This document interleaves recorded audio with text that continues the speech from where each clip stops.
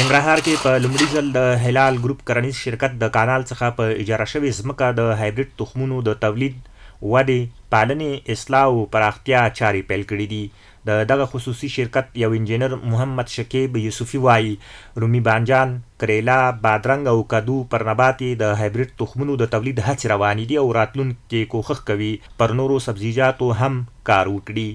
موږ خو کار کوو د سبزیجاتو په برخه کې رومي، بادرنګ، کریړه او دا کدوک دې باندې هایبریډ تخمونه تولیدوو.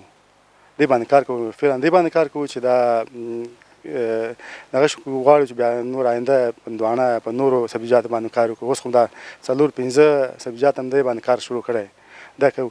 او دا هایبریډ تخمونه ګټه خو ډیره ده، حاصل هم ډیره ده نسبت نور تخمونو ته. د یوسفي په وینا نورو تخمونو ته د هایبریډ تخم قیمت لوړ او نورو هغو ته حاصلات څو چنده ډیر او ښه بازار هم لري. بلخوا کروندګر اکرام الله او عبدالواحد وایي د هایبریډ تخمونو خواري ډیره ده خو حاصلات او ګټه وټه هم زیاته ده.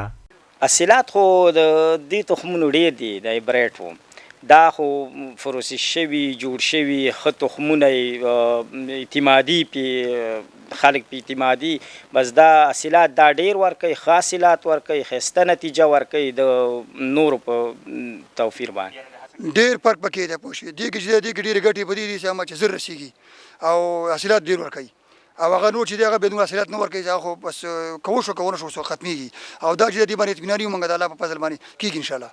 دغه خصوصي کرنیز ګروپ مسؤلین وایي د هایبریډ تخمونو د ترویج لپاره یې چارې ګړندۍ کړي او هڅه کوي چې د هغو سبزیجاتو برخه کې چې هایبریډ کېږي هایبریډ تخمونه تولید او وروزي.